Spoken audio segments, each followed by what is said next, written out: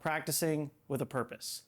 Now, I actually wrote a book on this topic called The Practice of Golf. It's available on Amazon. It's a more in-depth look at how to be effective in your practice. Today, we're going to go over more of a high-level overview of practice and how to make it the most effective for you. Now, before we dive in, I think it's important to understand there's a delineation between a practice session and a warm-up session. Now, in a practice session, we're going to go out there and the goal is to improve and make changes. Now, in a warm-up session, it's strictly a warm-up. It's called that for a reason. We're just trying to warm up our muscles. So when you arrive before a round, it's important that you stretch before you get to the golf course. And then when you're out there and you're warming up, you're strictly trying to just engage your body, get in the flow and loosen up. And that's gonna give your mind, you're gonna be signaling to your subconscious that you are competent and that you're ready to play well that day. If you show up and you're working on technique and you're doing all these drills, it's going to be difficult for you to go out and play confident. So with that delineation, let's talk about those practice sessions. Let's say you have 90 minutes and you're going to go out there and try to get better. As a beginner golfer, you probably don't know what you're supposed to be doing and how do I improve. As a coach, the most common complaint that I get from my students is, hey, I can't bring my game from the driving range or the practice putting green to the golf course. Everything feels great in practice, then I get on the golf course and I struggle. And the main reason for that is there's no consequence in practice. We could just simply grab another ball, hit another shot. There's no hazards, there's no penalty strokes.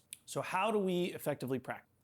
Well, there are 4 key areas of the game that we need to work on. The first one is putting. Second one is finesse wedges, so gonna be inside 30 yards. Then we have distance wedge shots, which is pretty much between 30 yards and 120 yards, depending on the player. And then we have our full swing.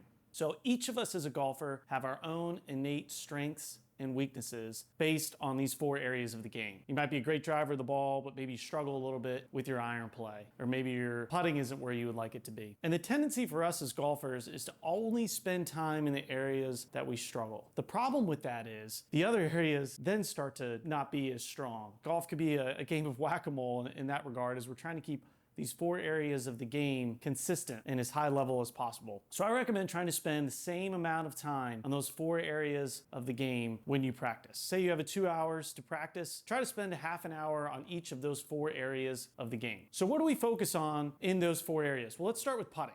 So the main fundamentals in putting, there's 3 of them. The first one is we want to be able to start the ball on line. The second is we want to be able to control our speed. And finally, we want to be able to read the greens properly.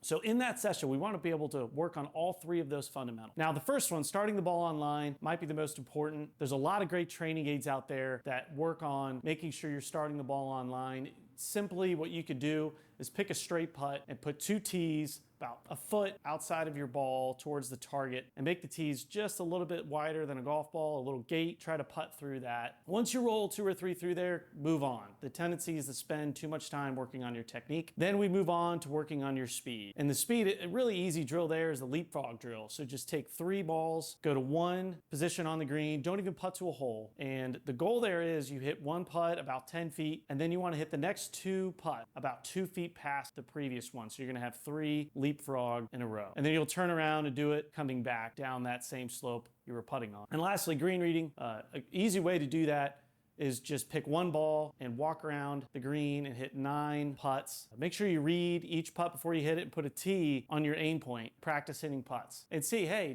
I know I'm starting the ball on line, my speed feels good. Now let's see if I can match that up, proper green read. So that's a great way to work on your putting. Now let's talk a little bit about finesse wedges, which are gonna be those shots inside 30 yards. It's gonna be chipping, pitching, and bunker play. Now, pitching, in my mind, is the most important of those 3. Now, a pitch is a shot where the ball will carry more than it will roll. So typically it needs to be carry over some rough or a bunker and needs to stop fairly quickly. Now, if we could hit a pitch shot, we could hit a chip shot, and a bunker is a little bit different, but similar fundamentals there. So when we're hitting a pitch, number 1 is we want solid contact. The only way we're gonna develop feel and touch in our short game is if we have consistent contact with our pitch shots. So easy thing to do, go out there, just take a club, put it down on your alignment on about probably a 20-yard pitch shot, I would say, and put the ball down, and I want you to pick a landing spot on the green. You could take a quarter or even a tee tee, really anything, and place it down on your landing spot. And just take 4 or 5 balls, make sure you're lined up good, your setup looks good, and try to land it with good contact. Try to land it as close to that quarter as possible. Now that's the main fundamental there. Solid contact and landing it where we want to be able to control how the ball is going to roll once it lands on the green. Now bonus points from there as we continue to progress is we want to be able to control the height of that shot as well.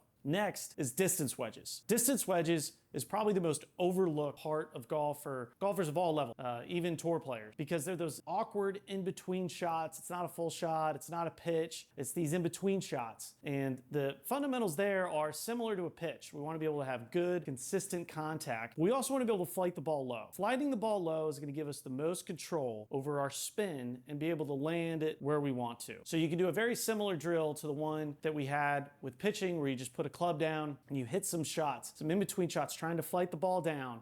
But I would encourage you, a really great shot to have for all of your wedges. You might have anywhere from 1 to 4 wedges. I personally 4 wedges, but with each of my wedge shots, I have what I call my 9 o'clock swing. And that's when my left arm is parallel to the ground. So take whatever wedges you have, go out on the driving range. You don't have to hit at anything, and just hit shots where you swing back so your left arm's parallel, and then you swing through. And see how far they go with each of your wedge shots. You'll be amazed at how well this will space out your distance wedges. They should be roughly, mine are about 12 yards apart between each of my 9 o'clock shots with each of my 4 wedges. And that covers most of those awkward distance wedge shots. So go ahead and give that a try. I think it'll really help those awkward in-between wedge shots. Now finally, we'll move on to the full swing. This is the driving range. This is where most players spend too much of their time. It's a lot of fun to go to the range, hit it as far as you can, hit full swings, but it is probably the easiest temptation to spend too much time there. So if you hit a bad shot, there's no consequence, shuffle in another ball and hit it. The fundamentals in the full swing that we want to focus on are consistent contact as well, but we also want to be able to control the shape of our shot and take one side out of the golf course. You don't want the temptation to shape it too many ways. All 9 shots you might hear where we can hit it left to right, right to left, and straight out of 3 different windows. Now that's very challenging, and almost all tour players focus on one stock shot that they hit 80% of the time.